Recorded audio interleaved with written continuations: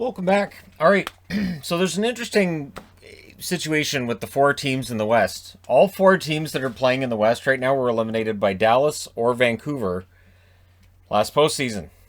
So it's weird, right?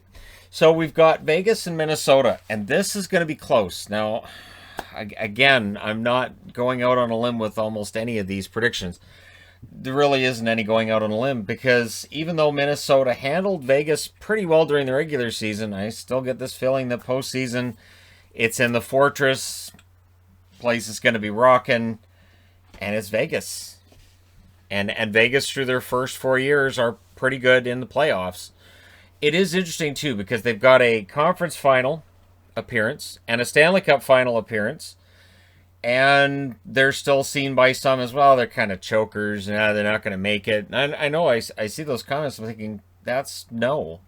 Through their first 4 years, it's been a dream. Franchises would love to have had the first 4 years that Vegas has had. Almost no franchise has ever had that. Yes, St. Louis had it during the original expansion in '67, but that was against an expansion division. Once the Chicago Blackhawks were taken from the original 6th division and plunked into the West, that ended. So this is a situation where Vegas has been very good, and they've been good for a while. Minnesota, excellent season for Minnesota, and it is kind of tough for me not to pick an underdog here, but I've got to be honest, and my honest opinion, my gut says Vegas. So we'll see what happens. Stone. So my gut says Vegas. My heart says Minnesota. My wife being a big fan of the Minnesota Wild, it would be really enjoyable to see them go on a bit of a run because she's been kind of excited about Kaprizov and how this team's been playing, and I don't blame her. This is the most fun it's been to watch a Minnesota franchise in forever. It's never been this much fun to watch Minnesota play hockey. So this series between them and Vegas should be a lot of fun. There might be some high scores. There might be some shutouts. They might be right back to back with one another. Leading scorers for Vegas, Stone, 55 games, 21 goals, 40 assists, 61 points. Fantastic season for him. Pacioretty, 48 games, 24 goals, 27 assists, 51 points. And of course, he's been out lately. I'd expect him to be back for the first round. And that's where you get into discussion about Pacioretty and playoffs. And Montreal fans wait for Pacioretty to not produce in the playoffs so they can post, see, Pacioretty doesn't produce in the playoffs. So he has something to prove this year, comparatively speaking, with last season. Marchessault, 55 games, 18 goals, 26 assists, 44 points. I'm glad we're not going to see Marchessault and Canuck fans and that dynamic again. So, yeah, Marchessault, very good scorer, good player, and we'll see how things work out for that top line when we get to the playoffs. If that's the top line, or is that the second line in the playoffs? I'm talking Carlson, Smith, and Marchessault. So the fact that they have kind of interchangeable first lines tells you that there's a lot of depth there. But the depth for Minnesota is not to be overlooked. So their leading scorer, Kaprizov, no surprise, 55 games, 27 goals, 24 assists, 51 points. Absolutely dynamic. Yes, he likely wins the Calder. It's not the end of the world that he's 23 years of age and going to win the Calder. 24 years of age winning the Calder. Not the end of the world. It's not the end of the world. It's not though. It's because it doesn't matter next year. It doesn't. He might get more money on his contract, but it's not. All right. So Fiala, 50 games, 20 goals, 20 assists, 40 points.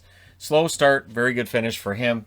And Zuccarello, 42 games, 11 goals, 24 assists, 35 points. The difference between this lineup with Zuccarello in it and Zuccarello not in it is remarkable. Now, Minnesota had a rough go of it over their last couple of games against St. Louis. You have to hope that was just a blip and that it's not an indication that Minnesota's starting to drop at the absolute worst time. So goaltending. Goaltending's different here. So you've got two starting goaltenders in Vegas. And I understand that Fleury this year may very well win the Vezina. He may end up being the favorite. 26-10 record, 928 save percentage, 1.98 goals against.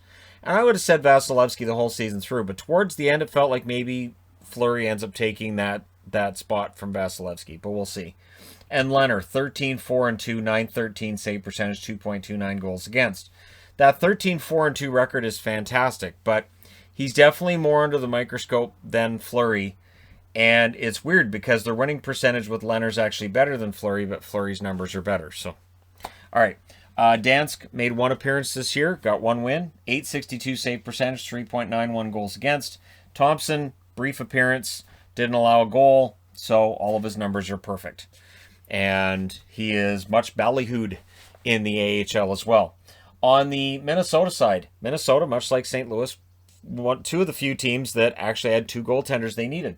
Talbot, 19-8-5, 915 save percentage, 2.63 goals against. Talbot was, I think, better than expected. You guys can let me know if you're a Wild fan in the comment section. Did you feel Talbot was better than you had expected, or do you think he ended up right about where you expected him to be?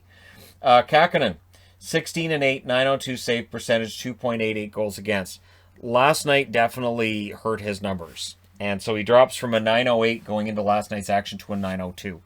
So at points during this season, there was talk about, well, maybe he can end up getting into the Calder conversation. He ends up dropping out of that. And I'm not sure whether Kakkonen's going to be just an average goaltender or if that upside is there. But it's nice to see a young goaltender coming up for Minnesota.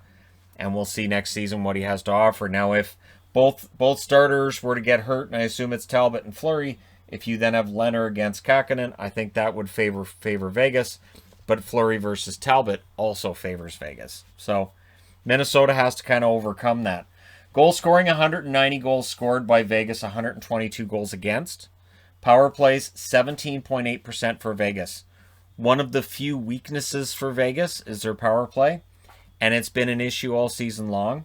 Penalty kill, 86.8%. No concerns when it comes to the penalty kill for Vegas. On the Minnesota side, well, depends on which month you look at. Their overall power play ends up at 17.6%. It was abysmal to start the season. Then it was the fantasticest in the whole league. Yeah, fantasticest is a word. And then it kind of went back to mediocrity over the last couple of weeks. So we'll see how it does against Vegas. And their penalty kill, 80.8%. So if this ends up being a saw-off 5-on-5, whichever team's power play clicks could end up deciding the series. And yeah, we'll see. On the wild card side of things, for Vegas, I went with a couple of old hands for Vegas. Riley Smith has been prominent, not scoring as much as you would think that he would. Does he get that going in the playoffs? And William Karlsson, one of the best two-way forwards in the game.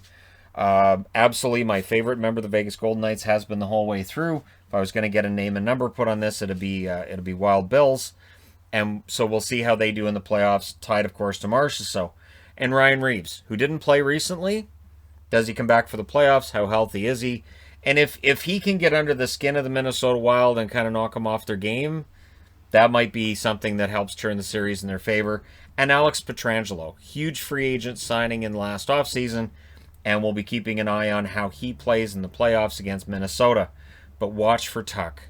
Always, always, always watch where Tuck is on the ice, because he's always one step away from a breakaway pass and getting in on goal. And he doesn't get a ton of goals on those breakaways. However, he gets enough breakaways that he still gets a lot of goals from those fast plays. So it's just a matter of they go for that home run pass, and if Tuck catches it, and if Minnesota's not ready for it, that could be a problem. Minnesota's wild cards for me, Eriksson Ek, who had a career year this year, 19 goals for him, really, really solid. I think Minnesota's got some interesting issues when it comes to the expansion draft, how they're going to approach it, and who's going to end up being exposed. And some of these guys have made it more difficult. Parise and Suter, to me, are wild cards, and they're tied together because those contracts, there are no movement clauses. Bill Guerin's already revealed that when the playoffs are over for Minnesota, whenever those are, he's going to ask players to waive their no movement clause.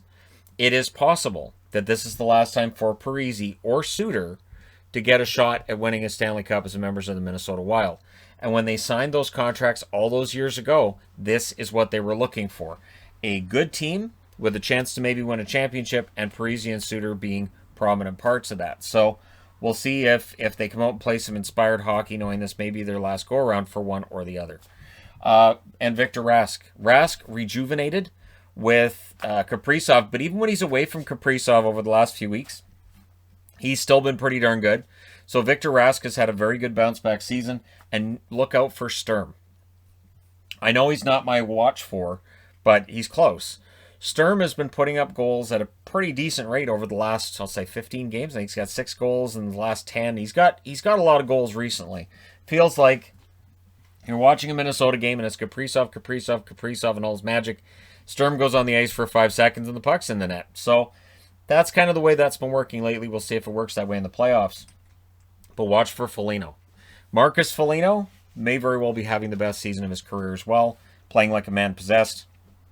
And he's been a great leader for this team. I know Spurgeon's the captain, but to me, Foligno's been the leader for this team. And as long as he's healthy, he may very well help to knock Vegas off their game just a little bit. There's enough agitators on both sides that this series could get kind of ugly kind of early, and we'll see. Of course, in 2020, Vegas lost to Dallas, and in 2020, Minnesota lost out to Vancouver. This team is vastly superior to the one that lost to Vancouver last year in the play-in round. And so I think they're a legit threat. This series should be fantastic, and the regular season tells you this may very well be close. Vegas wins the first matchup in Vegas, 5-4 in overtime. That was March 1st. I remember that game because Vegas almost had it, and then they didn't. And then Vegas wins on March 3rd, 5-1. A score which ended up seeming more lopsided than I thought the game was. March 8th in Minnesota, Minnesota wins 2-0. March 10th, Minnesota wins at home 4-3 over Vegas. April 1st, Minnesota goes to Vegas, wins 3-2 in a shootout. April 3rd, Minnesota wins in Vegas 2-1. So they don't have a problem playing well in Vegas, which is also key here. May 3rd, Minnesota wins at home against Vegas 6-5. And May 5th, Vegas wins in Minnesota 3-2 in overtime. So they've gone to overtime twice. They've gone to a shootout once. We may see a lot of overtime in this series. And yeah, this could be close. And in the end, is it going to be the experience of the Vegas Golden Knights? Or is the exciting, youthful Kaprizov going to rule the day? It could be interesting. Fleury is definitely capable of still pulling out a whole series if he feels so inclined. And this might be one of the best series of round one. And I'm looking forward to watching it. So there you go. So we're all set for this. And the only the only series previews I haven't done yet are the ones for the North. And that is only because the North hasn't finished playing out their games yet. So once Toronto's finished their last game tonight, I can do the Toronto-Montreal one after that's done.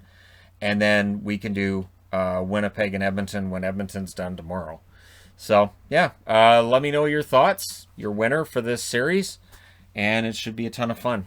Don't forget to hit like and subscribe if you're browsing your way through. You just happened upon this video. Thank you guys so much for watching, for all your support. The growth on the channel has been fantastic. Greatly appreciated.